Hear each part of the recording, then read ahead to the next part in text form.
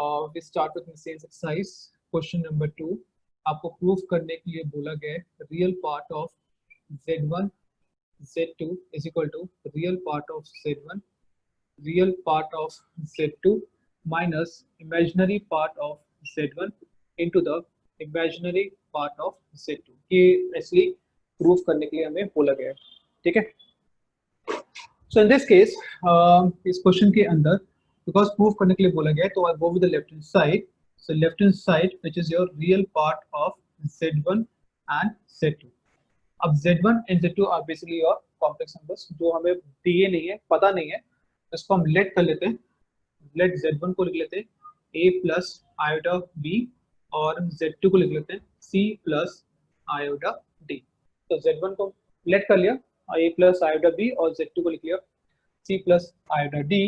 So this is a is basically the real part of z1 and b is your imaginary part of z1, ठीक है।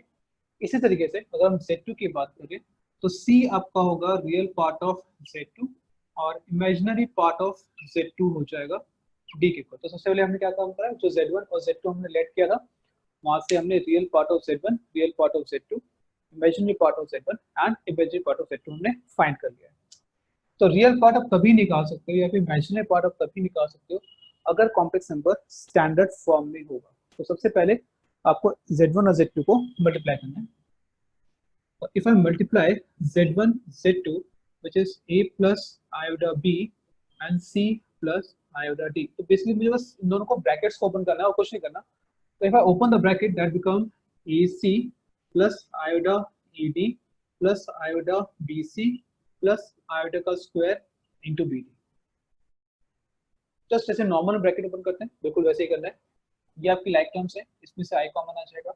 आई square की value होती है minus, तो हमारे पास कुछ ऐसे बन गया। ये आपका z1 और ये आपका z2 आ गया। This is your z1 and this is your z2। ये हमारे पास z1 z2 आ गया। अब this is a standard form. तो इसका अगर मुझे रियल पार्ट लिखना है, z1 और z2 का मुझे रियल पार्ट लिखना है, वो आपका आएगा AC माइनस BD। इसमें a को लिख सकते हो, a को आप लिख सकते हो real part of z1, c को लिख सकते हैं real part of z2, b को लिख सकते हैं इमेजिनरी पार्ट ऑफ z1 और d को लिख सकते हैं इमेजिनरी पार्ट ऑफ z2। यही आपको प्रूफ करने के लिए तो बोला गया है। सिंपल क्वेश्चन है, 2 मार्क्स में ये पूछा जाता है। यहाँ पे अगर किसी को डाउट है तो अपने हैंड्स को रेज करिए और इन केस अगर डाउट नहीं है then we move to the next question.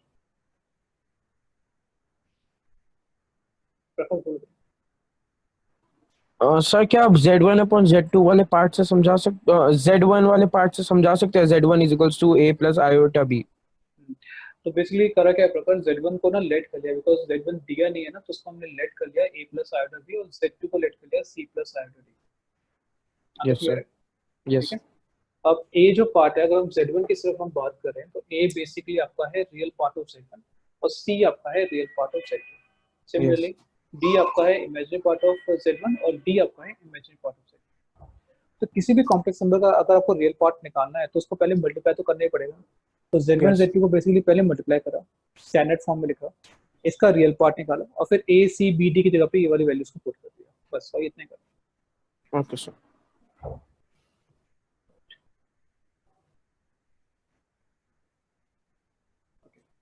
This question number 2 now. Question number 3 मैंने आपसे बोल ही दिया था कि क्वेश्चन नंबर 3 आपको नहीं करना है, तो प्रैक्टिस पॉइंट ऑफ व्यू से ये पेपर्स के लिए नहीं है वो क्वेश्चन नंबर 3। अब आप आ जाइए क्वेश्चन नंबर 4 पर। वेरी इंपॉर्टेंट क्वेश्चन नंबर 4, ठीक है। सो आप लोग अपने साथ हमेशा कुछ हाइलाइटर, कुछ मार्कर्स जरूर रखा करिए, बिकॉज काफी सारे क्वेश्चन जो हैं सिमिलर जैसे होते हैं। तो जब मैं आपको, जैसे मैं क्वेश्चन 4 कर रहा हूँ तो क्वेश्चन 4 से ही मिलते जुलते क्वेश्चन हैं आपके question number 4, question 11 and question number 19। तो जो वर्किंग हम क्वेश्चन नंबर 4 में करेंगे सेम वर्किंग आपकी एप्लीकेबल है question number 11 and question number 19 के अंदर, ठीक है। तो I am leaving question number 11 as your homework, but we do question number 4 and question number 19, ठीक है। ये 2 क्वेश्चन हम करेंगे। तो क्वेश्चन नंबर 4 पहले देख लेते हैं। अगेन टू प्रूव दिया है क्वेश्चन नंबर 4 के अंदर, और टू प्रूव में it's not to prove, it's basically given condition है पहले आपके पास x plus iota y root of a minus iota b divide by c minus iota d, और जो प्रूफ करने के लिए बोला गया है वो है x square plus Y square का whole square is equal to a square plus b square c square plus v square. बहुत ही सिंपल क्वेश्चन होते हैं ये, हाई वेटेज क्वेश्चंस हैं, it carry around 4 marks questions, but होते बहुत simple है। तो जो भी क्वेश्चन आपको दिया है उसको आप पहले 1 कंसीडर कर लीजिए। अब क्वेश्चन अराइज होता है कि जो question number 4, question 11 and question 19 ये एक कैटेगरी में क्यों आ रहे हैं, इसको हमने एक कैटेगरी के अंदर क्यों रखा हुआ है। उसका रीजन ये है कि जो गिवन कंडीशन है आपके पास है उसमें आपका आई की इन्वॉल्वमेंट है। आप देखो ध्यान से, जो गिवन कंडीशन है बीट ऑन क्वेश्चन 4, 11 एंड 19, उसमें जो गिवन कंडीशन है उसमें आई की इन्वॉल्वमेंट है, बट जो प्रूव करने के लिए बोला जा रहा है उसमें कहीं भी आई नहीं। पहली ऑब्जर्वेशन। सेकेंड, जितनी भी टर्म्स हैं प्रूविंग में उनका स्क्वायर हो रहा है। तो ये ऑब्जर्वेशन है कि हम किस तरीके से आगे प्रोसीड करेंगे। तो पहली ऑब्जर्वेशन आपकी क्या होनी चाहिए, कॉम्प्लेक्स नंबर गिवन है लेकिन जो प्रूविंग करना है उसमें कॉम्प्लेक्स नंबर नहीं है। सेकंड ऑब्जर्वेशन, जितनी भी टर्म्स हमें गिवन है उनका स्क्वायर गिवन। तो ये मेरी ऑब्जर्वेशन होगी। जैसे ही 2 ऑब्जर्वेशन पूरी होगी, इन क्वेश्चंस को हम क्वेश्चन जिस जो तरीका मैं यूज कर रहा हूँ वैसे आपको यूज करना है। बॉक्स को लिखे फर्स्ट, और नेक्स्ट स्टेप पे लिखिए टेकिंग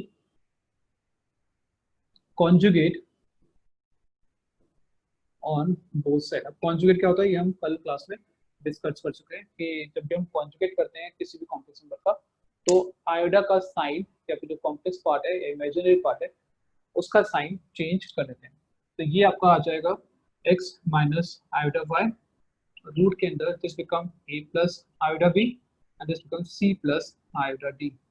जो भी i का साइन था उसको हमने चेंज कर दिया, प्लस का हो गया नेगेटिव, नेगेटिव का हो गया प्लस कॉम्प्लेक्स नंबर्स में। After this, you have to multiply first and second. जब दो इक्वेशंस को आप मल्टीप्लाई करते हो तो लेफ्ट को लेफ्ट से मल्टीप्लाई करना है और राइट को आपको राइट से मल्टीप्लाई करना है। तो लेफ्ट को लेफ्ट से मल्टीप्लाई करेंगे तो आपको आएगा x plus iota y, x minus iota y, root हमने कॉमन निकाल लिया दोनों में से, a minus iota b, a plus iota b, c minus iota d, c plus iota d।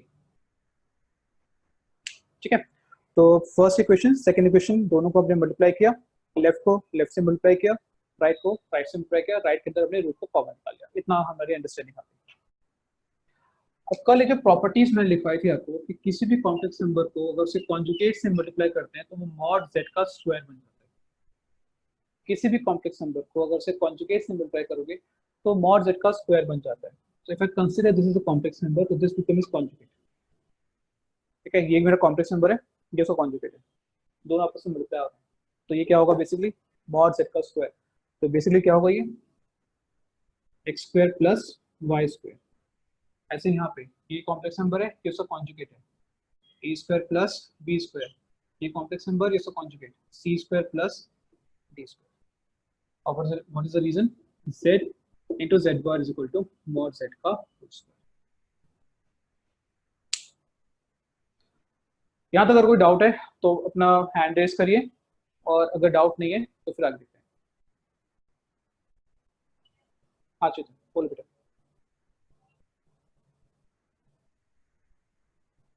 बोलो चेतन, क्या बोलना चाह रही है?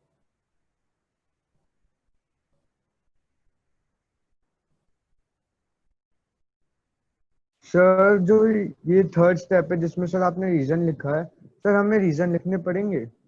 हाँ जी, अगर आप रीजन नहीं लिखोगे कि हम प्रॉपर्टी यूज करते हैं, तो अगर प्रॉपर्टी यूज अगर नहीं लिखोगे तो आपके मार्क्स कर सकते हैं। बट सर ट्रिग्नोमेट्रिक आइडेंटिटीज वाले चैप्टर में तो भी तो हमने आइडेंटिटीज अलग होती हैं, आइडेंटिटीज अलग होती हैं, प्रॉपर्टीज अलग होती हैं। सर तब भी आइडेंटिटीज लिखनी पड़ी थी मुझे, तो मैम ने बोला था। कौन सी मैम? सर सुमन मैम ने। अबे 10th क्लास की बात क्यों कर रहा है, अब तो 11th क्लास में आ गया। 10th क्लास में हाँ मैम ने सर। इसलिए बोला था कि आइडेंटिटीज वहाँ पे इंट्रोड्यूस हुई थी, तभी लिखवाई गई थी। यहाँ पे कॉम्प्लेक्स नंबर की आइडेंटिटी यूज कर रहे हो, इंट्रोड्यूस हुई है, तभी भी इसलिए हम इसे लिखवा रहे हैं। Yes sir. ठीक है, तो ट्रिग्नोमेट्री में कोई जरूरत नहीं है, ट्रिग्नोमेट्री में एक ही स्टेप पे तीन तीन फॉर्मूले लगते हैं, कहाँ तक लिखोगे? कॉम्प्लेक्स नंबर में एक स्टेप पे एक एंट्री लगती है, तो उसे लिखना जरूरी है। ओके, सो यहाँ तक आई थिंक क्लियर है। उसके बाद जो नेक्स्ट स्टेप है आई थिंक वो बहुत ईजी है, कि रूट हटाना है तो मुझे स्क्वायरिंग करनी पड़ेगी, और जैसे स्क्वायर करोगे आपको ये रिजल्ट मिल जाएगा। ठीक है, so question number 4 note down कर लो आप लोग, क्वेश्चन नंबर 4, और क्वेश्चन नंबर आपका जो 11 है वो भी क्वेश्चन नंबर 4 जैसा ही है, वो भी आप कॉम्प्लेक्स नंबर दिया हुआ है, लेकिन जब प्रूविंग करने के लिए बोला गया है उसमें कॉम्प्लेक्स नंबर नहीं है, हर टर्म का स्क्वायर हो रहा है, तो उसको फर्स्ट मानिए कॉन्जुगेट लीजिए, दोनों को मल्टीप्लाई करिए और लास्ट स्टेप में बस इतना ही करना है। आप चाहो, अगर आप चाहो तो आप ये स्टेप इग्नोर कर सकते हो, ये वाला स्टेप मैंने सब दिखाया अंडरस्टैंडिंग के लिए। अगर आप यहाँ लिख रहे हो मल्टीप्लाई फर्स्ट एंड सेकंड और ये एंट्री लिख रहे हो, तो आपको इस स्टेप को लिखने की कोई जरूरत नहीं है, ये स्टेप आप इग्नोर कर सकते हो, ये आपके पास एक लिबर्टी है। क्वेश्चन 19 करते हैं ट्राई। क्वेश्चन नंबर 19, और 19 हमें गिवन है इफ कंडीशन के साथ A plus iota B, C plus iota D, E plus iota F, और आई थिंक एक शायद जी भी हमें दिया हुआ है इसमें, वो भी एक बार देख लेते हैं। या G plus iota H is equal to A plus iota B. तो 19th के अंदर जो और जो गिवन कंडीशन है उसमें आयोडा है, पर जो प्रूव करने के लिए बोला गया है उसमें आयोडा नहीं है, पहली बात। दूसरा, हर टर्म का स्क्वायर करने के लिए बोला गया है, इसको मान लेते हैं first statement, we call it first. Again, taking conjugate on both side हमने conjugate ले लिया इसका, so a minus iota b, c minus iota d, e minus iota f, g minus iota h, a minus iota b। तो ये आपका आ गई second statement. ठीक है, अब वही सेम मल्टीप्लाई करेंगे फर्स्ट एंड सेकेंड को। सो कॉम्प्लेक्स नंबर उसका कॉन्जुगेट, कॉम्प्लेक्स नंबर दिया हुआ है ए प्लस आयोडा बी, उसका कॉन्जुगेट है A minus iota B, simple A square plus B square. Complex number conjugate C square plus D square, same here E square plus F square, again multiplication करना है G square plus H का square which is equal to A square plus B square, और result हमने use किया है complex number उसका conjugate is equal to mod Z का whole square. हाँ जी, देख लीजिए एक बार, डाउट क्लियर है? और अगर कोई डाउट है, कोई प्रॉब्लम है, तो एक बार अपना हैंड रेज करो।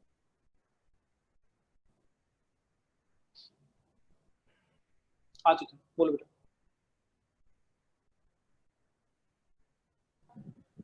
सर मैं बीच में नेट चला गया, तो आप एक बार और बता दो क्वेश्चन। दोबारा सुन लो। 19 हमें दिया हुआ है, 19 को हमने फर्स्ट ले लिया, ठीक है। टेकिंग कॉन्जुगेट किया हमने, बोथ साइड कॉन्जुगेट किया। कॉन्जुगेट में क्या करते हैं, आयोडा का साइन चेंज करते हैं, वही हमने कर दिया Yes, हर एक sir. पार्ट के अंदर, ठीक है। और फर्स्ट को मल्टीप्लाई कर रहे हो, जब मल्टीप्लाई करोगे तो देखो ए प्लस आयोडा भी मेरा कॉम्प्लेक्स नंबर है और ए माइनस आयोडा भी उसका कॉन्जुगेट है। जब इन दोनों को आप मल्टीप्लाई करोगे तो आपका आएगा ए स्क्वायर प्लस बी स्क्वायर। एक कहानी Okay, हमने sir. हर एक में लिखी। चेतन क्लियर है? ओके सर, हो गया। हैंड डाउन कर लो, लोअर कर लो। Right, so this is question number 19. I am leaving question number 11 as your homework. Now move on to the question number 10. Question number 10 को एक बार डिस्कस कर लेते हैं।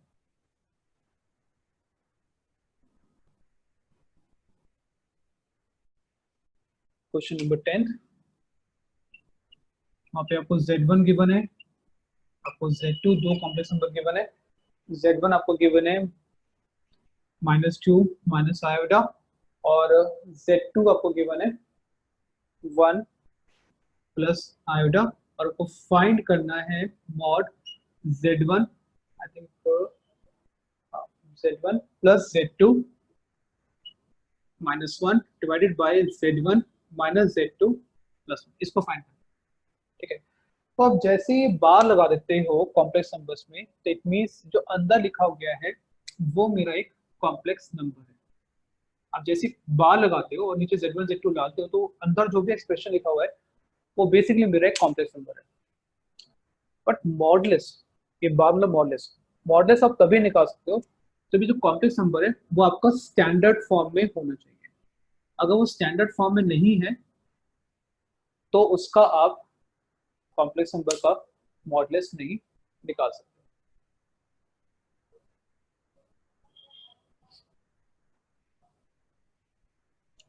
हाँ जी, सब लोग बोलिए बेटा। सर Z1 +2 है ना, माइनस आयोडा।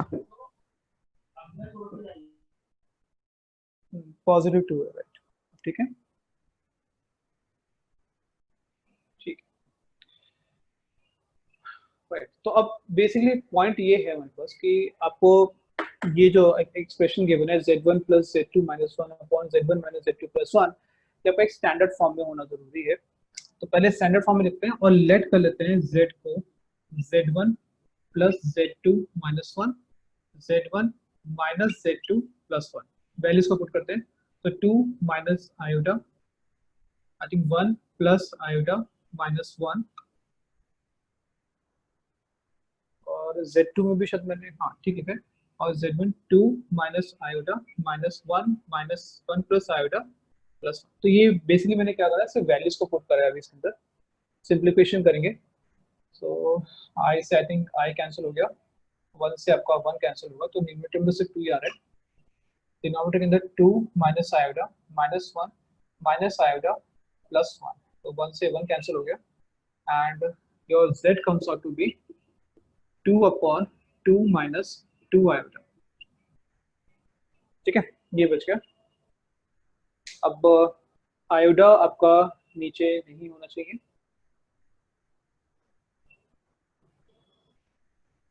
हाँ जी संभव। सर फाइंड में +1 है न्यूमिनेटर में। +1 दिया हुआ है न्यूमरेटर में, कह रहे हो? Yes sir. तो लग ही रहा था कुछ ना कुछ गड़बड़ है ना। अब ठीक है, सो ये बेसिकली आ जाएगा 4 हो जाएगा फिर अगर ऐसा हो गया तो।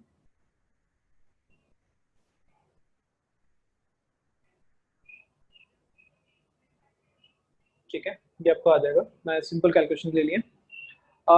Now it's up to you, आप 2 कॉमन निकाल के इसे कैंसिल कर सकते हो, तो ये कुछ ऐसे बन जाएगा। अब आयोडा नीचे नहीं होना चाहिए, तो एक काम करते हैं, इसको रेशनलाइज कर लेते हैं।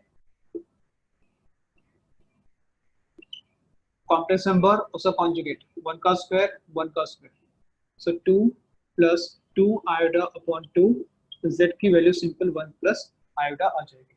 यहाँ तक किसी को डाउट तो प्लीज रेज योर हैंड।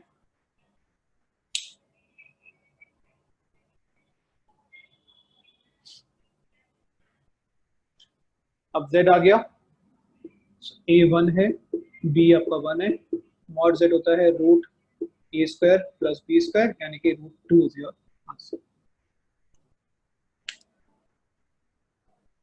ठीक है, सिंपल सा ये क्वेश्चन, ये ज्यादा कुछ नहीं है इसके अंदर।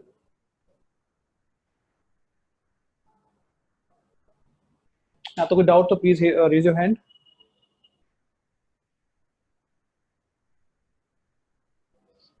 इलेवेंथ मैं आपको होमवर्क दे चुका हूँ। Now move to the question number 12।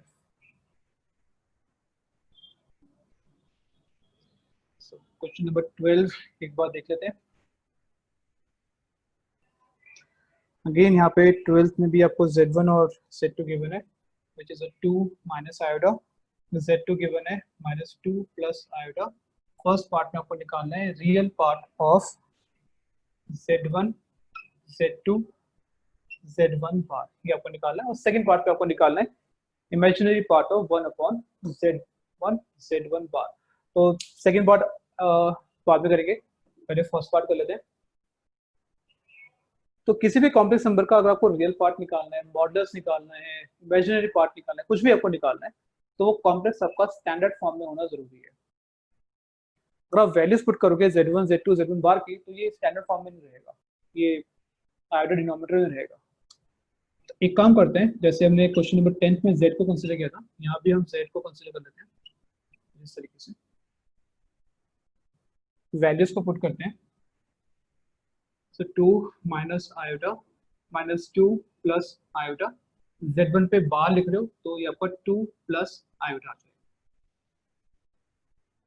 Simplify करना है बिल्कुल, सो ओपन द ब्रैकेट करिए, minus 4 plus 2 iota plus 2 iota minus iota का square.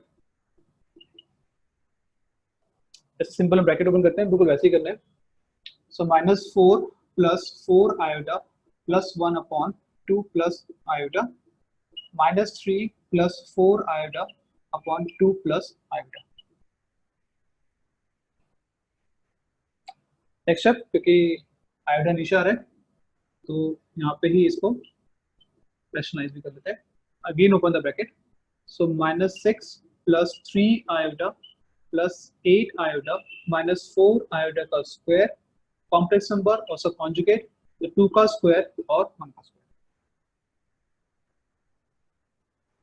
This comes out to be minus 6 plus 4 हो जाएगा माइनस 2 प्लस 11 आयोटा अपॉन 5, जिसको ब्रेक करके आप लिख सकते हो z को minus 2 upon 5 plus 11 upon 5 iota. यहाँ तक किसी को डाउट?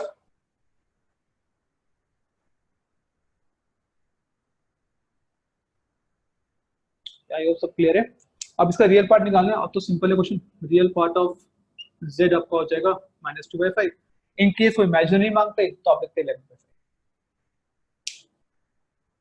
ठीक है, 10th का फर्स्ट पार्ट। किसी को अभी भी कोई डाउट है तो तुम हैंड रेज करो, अदरवाइज हम सेकंड पार्ट पे ट्राई करते हैं।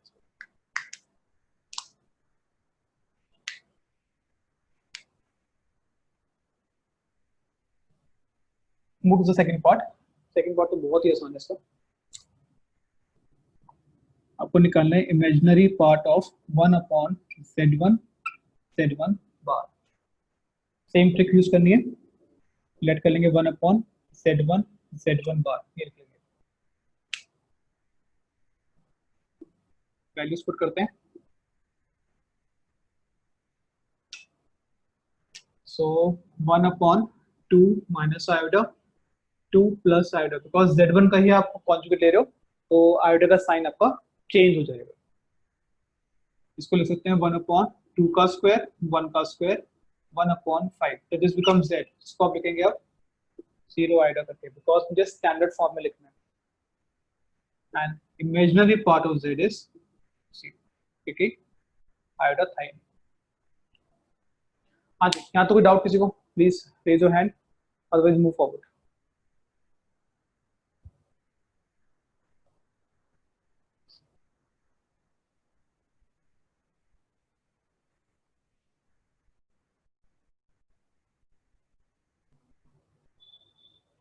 आज समझ आ गया? Yes sir. Good. Bhavika? Yes, sir. Rishika, Prakhar, Pratham? Yes, sir. Right. Let's move forward. Question number 13. I'm leaving question number 13 because again उसमें आपको मॉडलेस आर्गुमेंट बोला निकालने के लिए। तो पहला काम तो ये है कि उसको स्टैंडर्ड फॉर्म लेकर आएंगे। एक बार स्टैंडर्ड फॉर्म आ जाएगी तो वो क्वेश्चन आपका 5.2 एक्सरसाइज जैसा ही बन जाएगा। सबसे पहला काम ध्यान रखो कि मॉडल्स निकालना है, आर्गुमेंट निकालना है, रियल पार्ट निकालना है, इमेजिनरी पार्ट निकालना है। क्वेश्चन का स्टैंडर्ड फॉर्म में होना जरूरी है, वो पहली बेसिक रिक्वायरमेंट है। Question 14 now. क्वेश्चन 14 आपसे बोला गया find the real values of x and y if x minus iota y in the next bracket 3 plus 5 iota is conjugate. Now this is important, right? X minus iota y into 3 plus 5 iota is conjugate of minus 6 minus 24 iota. यानी इन दोनों का जो product है वो minus 6 minus 24 iota का conjugate है। ये question में बोला गया, ठीक है। और x और y की मुझे वैल्यूज निकालनी है। तो इट मींस बेसिकली ये बोला गया है कि x माइनस आयोटा y और 3 plus 5 iota is equal to -6 plus 24 i। अब इस क्वेश्चन करने के दो तीन तरीके हैं। आप इसे पूरा सिंप्लीफाई कर सकते हो, देन कंपेयर कर सकते हो रियल पार्ट को रियल पार्ट के इक्वल, इमेजिनरी पार्ट को इमेजिनरी पार्ट के इक्वल, अब वो कर सकते हो। एक और तरीका जो मुझे ज़्यादा अच्छा लगता है, मैं इसको नीचे लेके जाऊंगा, मैं कुछ इसको ऐसे लिखूंगा, ठीक है।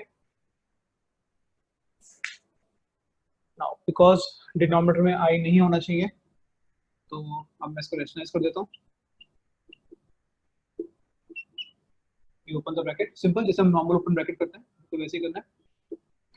-18 प्लस 30i और 24 का टेबल में जाता नहीं है, तो I think 60 and 12 I think 72 शायद, ये भी कंफर्म कर लेते हैं। 72 and this is again 24 into 5, वो भी मुझे नहीं आता, 120 i की power 2 divided by, this is complex number also conjugate, 3 का स्क्वायर एंड योर 5 का स्क्वायर, राइट। अब लाइक टर्म्स को ऐड और सब्ट्रैक्ट करते हैं। दिस इज 120 बिकॉज आइडर स्क्वायर जब हटाओगे तो ये 120 आ जाएगा, तो 120 में से 18 हटाया, आई थिंक 102, ये भी 102 आ रहा है शायद। This is 9 plus 25, I think 102 शायद कॉमन निकाल सकते हैं, तो 102 plus 102 iota upon this is 34 3s I think 102 होता है शायद, so it will be your 3 plus 3 iota, which is your x minus iota y.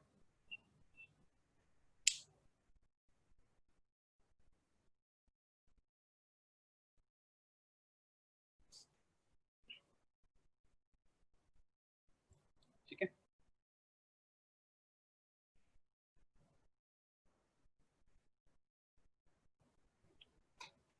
Ujjwal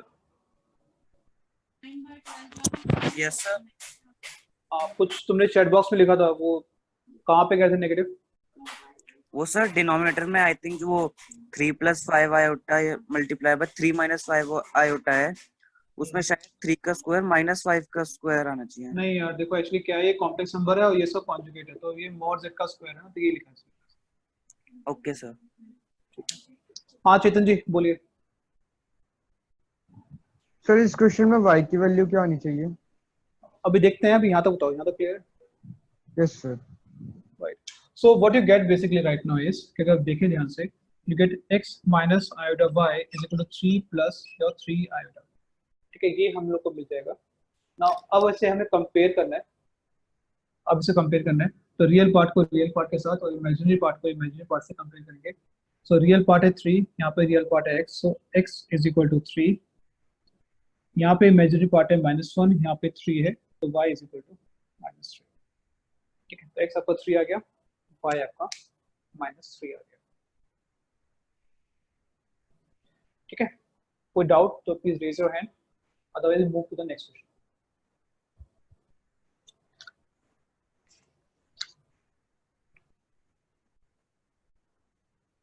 right, so clear है।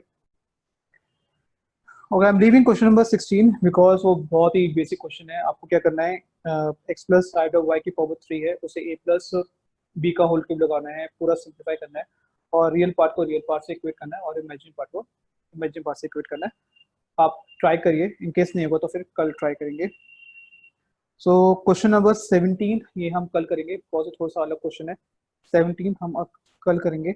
अभी बस 2 क्वेश्चन करके चैप्टर को फिनिश कर रहे हैं, question number 18 and question number 20, ये 2 क्वेश्चन कर रहे हैं। 17 मैं कल कराऊंगा, कल की क्लास में पहले 17 कराऊंगा, फिर आपके डाउट्स लूंगा, अगर कोई डाउट्स नहीं लेंगे उसके बाद हम मूव कर जाएंगे अपने नेक्स्ट चैप्टर पे, चैप्टर नंबर 6 पर। सो क्वेश्चन नंबर 18 मुझे कराना है आपको, एक बार वो देख लेते हैं।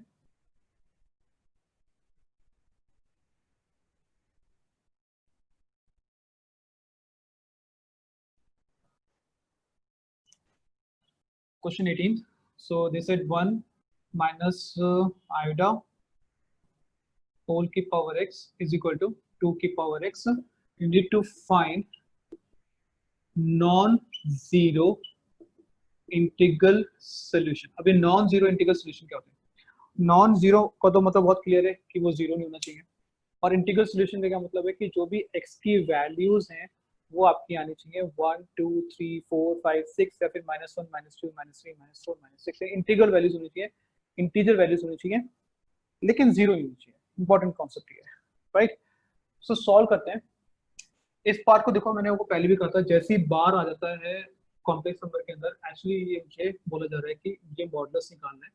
तो इसका जो मॉडुलस हम निकालेंगे वो ऐसे निकालेंगे, a का स्क्वायर यानी कि 1 का स्क्वायर -1 का स्क्वायर और उसके ऊपर होल x आ गया और ये पे 2 की पावर x आ गया. हाँ जी, यहाँ तक अगर किसी को डाउट है, इस स्टेप में अगर किसी को डाउट है तो आप पूछे, अदरवाइज वी मूव फॉरवर्ड.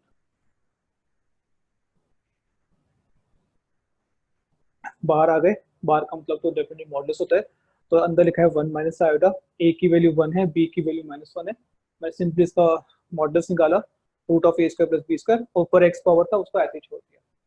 तो ये आ जाएगा आपका √2 होल की power x is equal to 2 की पावर x, और 2 को मैं लिख सकता हूँ √2 की पावर 2 करके ऐसे. 2 को लिख सकते हैं ना ऐसे, √2 होल की पावर 2. ठीक है, अब base are same, so powers को इक्वेट कर लेते हैं. x आपका 2x के इक्वल हो गया, 0 is equal to 2x minus x, तो x की वैल्यू 0 आ जाएगी. कई बार हम गलती करते हैं कि x को x से कैंसिल करते हैं, कभी नहीं करना. वेरिएबल्स को वेरिएबल से कैंसिल कभी नहीं करना. 11th 12th के अंदर 10th तक चलता था, बट 11th में नहीं करना. वेरिएबल को वेरिएबल से कभी कैंसिल नहीं करोगे, कांस्टेंट को कांस्टेंट से कैंसिल आप कर सकते हो. तो यहाँ पे क्या करा मैंने, x को राइट में लेकर चला गया, तो ये आपका हो गया 2x माइनस x यानी कि x इक्वल टू 0. तो इस पर्टिकुलर जो इक्वेशन हमें गिवन है उसका जो सोल्यूशन आ रहा है वो x इक्वल टू 0 आ रहा है. देखो मांग नॉन जीरो रहे हैं, सोल्यूशन 0 आ रहा है, मांग रहे नॉन जीरो, तो आपका आंसर क्या होगा? Therefore no non zero integral solution exist. Solution 0 आ रहा है बट वो मांग नॉन जीरो है, तो वो तो हो ही नहीं सकता, पॉसिबल नहीं है. तो लास्ट स्टेटमेंट क्या हो जाएगी? Therefore no non zero integral solution exist. हाँ चेतन बोलो बेटा. सर एक बार इंटीग्रल का मतलब और समझा दो. इंटीजर, इंटीजर क्या होते हैं? सर जो जिनके ऊपर वो पॉजिटिव और नेगेटिव साइंस लगे होते हैं, और सर वो बस. होल नंबर्स होते हैं. बिल्कुल पता. जैसे 1, अब जब नंबर लाइन ड्रॉ करते हो तो यहाँ पे 0 -1 -2 ऐसे लिखते हो ना आप, कुछ ऐसे करके, ये सब इंटीजर्स होते हैं. Integer Yes, basically sir. जिसका डेसिमल पॉइंट नहीं होता, सिंपल कॉन्सेप्ट. Yes sir. तो वो नेगेटिव हो सकते हैं, पॉजिटिव हो सकते हैं, जीरो भी हो सकते हैं, लेकिन वो कह रहा है कि मुझे जीरो नहीं चाहिए, बाकी सब चाहिए, लेकिन वो इंटीजर होना चाहिए. आ रहा है सिर्फ 0. ठीक है, इसलिए फिर हमने बोल दिया कि भाई एग्जिस्ट नहीं कर रहा, तुम जो मांग रहे हो वो हमें नहीं मिल पा रहा, जो है उसी से काम चला. Okay sir. भाई सर से याद नहीं आता मुझे, हैंड रेस करो वरना मैं किसी के डाउट नहीं.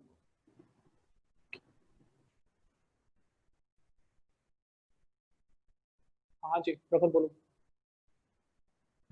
सर हमें 15 अगस्त तक आपको कौन कौन से चैप्टर के दिखाना है, सबमिट करना है? 14 अगस्त तक जितना काम हो जाएगा ना हम्म. उतना काम दिखाना. Okay sir. सर आप एक बार सर आज की थोड़ा और क्लास टाइम मिल सकता है? शेयर कर दोगे? हाँ जी आप आज की क्लास की रिकॉर्डिंग शेयर कर दोगे? भाई रिकॉर्डिंग तो हो ही नहीं रहा, तो कैसे शेयर करूँ? सर रिकॉर्डिंग हो तो रही है, लिखा तो आ रहा है yes recording. Sir. Yes sir, recording हो रही है. अरे वो मेरे फोन की गड़बड़ है यार, फोन में प्रॉब्लम होती है, वो लिखा हुआ था हमेशा, रिकॉर्डिंग हो नहीं रही है. अब सुनो मेरी बात, ये मैंने शायद तुम लोगों को बताई नहीं ये बात. ठीक है, रिकॉर्डिंग हो रही है एक्चुअली. रिकॉर्डिंग जब भी चैप्टर खत्म हो जाएगा, जितने भी चैप्टर्स खत्म हो जाएंगे, तब जैसे 5th चैप्टर है वो आज खत्म हो जाएगा, तो 2 दिन के बाद यानी कि आज आई थिंक ट्यूसडे, आज क्या है, वेडनेसडे है ना शायद. हाँ, तो फ्राइडे को जितने भी चैप्टर्स की रिकॉर्डिंग हुई है, इस चैप्टर की रिकॉर्डिंग हुई है, वो सारे के सारे अभी गूगल क्लासरूम पे अवेलेबल होंगे. चैप्टर खत्म होने के बाद गूगल क्लासरूम पे रिकॉर्डिंग जाएंगे, इन बिटवीन कोई भी रिकॉर्डिंग नहीं। ठीक है बेटा, तो अगर आपको आज की क्लास की रिकॉर्डिंग देखनी है तो आपको 2 दिन वेट करना पड़ेगा।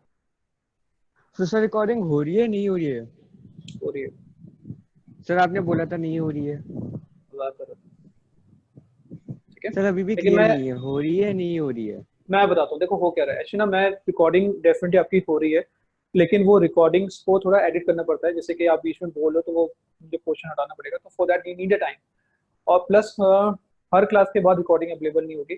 जब पूरा का पूरा चैप्टर खत्म हो जाएगा, जैसे 5th चैप्टर की बात करें, 5th चैप्टर की जितनी भी क्लासेस हमारी हुई है उन सब की क्लासेस की रिकॉर्डिंग हुई है, वो सारी क्लास की रिकॉर्डिंग आपकी गूगल क्लासरूम पे अवेलेबल होंगी। लेकिन अवेलेबल वो तभी होगी जब वो चैप्टर खत्म हो जाएगा। Okay sir. ठीक है, इन बिटवीन द चैप्टर कोई रिकॉर्डिंग आपके पास नहीं आएगी। तो मैं क्लास में हूँ ना, पढ़ा रहा हूँ उसको, तो जो भी डाउट है उसमें पूछ लो। हाँ, चैप्टर के बाद वो उस चैप्टर की रिकॉर्डिंग आपके गूगल क्लासरूम पे अवेलेबल होगी, तो आप देख सकते हो। चलो फटाफट लास्ट क्वेश्चन कर लेते हैं, आई थिंक वो सबसे इजीएस्ट क्वेश्चन है इस बुक का, और उसके बाद ये चैप्टर खत्म हो जाएगा। यानी कि आप डे आफ्टर टुमारो से आप वीडियो रिकॉर्डिंग देखना शुरू कर दें अगर आपको जरूरत हो तो। वो आपके सिर्फ बैकएंड के लिए है, मतलब वो सिर्फ ये है कि रेफरेंस के लिए जो आपको चाहिए होगा। रिकॉर्डिंग सिर्फ रेफरेंस के लिए, ये ध्यान रखिए। रिकॉर्डिंग से ही पढ़ना शुरू मत कर देना, क्योंकि जितना ज्यादा लाइव आओगे आपके डाउट्स उतने ज्यादा क्लियर होंगे। Question number 20, we have 1 plus I upon 1 minus I whole की power m is equal to 1। आपको m की लीस्ट वैल्यू निकालने के लिए बोला गया है। पहला काम, पहला जो मंत्र है वो सिंपल सा कॉम्प्लेक्स नंबर का, यार ये स्टैंडर्ड फॉर्म में नहीं है, तो पहला काम तो ये है इसको स्टैंडर्ड फॉर्म में लेकर आना। तो वो ले आते हैं, इसको रेशनलाइज कर लेते हैं।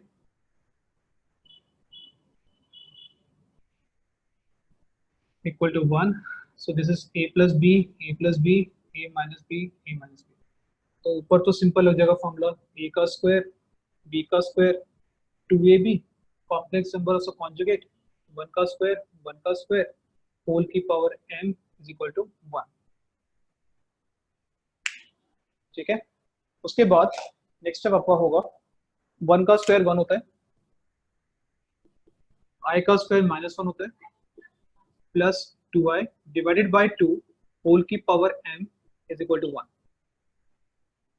राइट, ये हमने कैंसिल कर दिया, ये पूरा हटा दिया, 2 से 2 भी हटा दिया, आपके पास बचा i is equal to m is equal to 1। ये आपके पास बचा। ठीक है, या तो किसी को डाउट तो अपना रेज हैंड करो।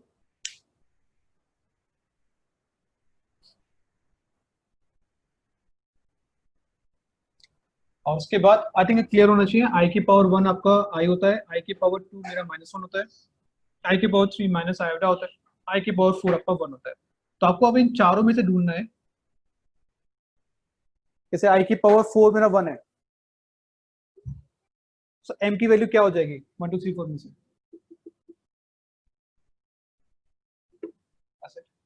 लेट्स से यहाँ पे 1 की जगह पे होता -1, तो आपका m की वैल्यू 2 होती।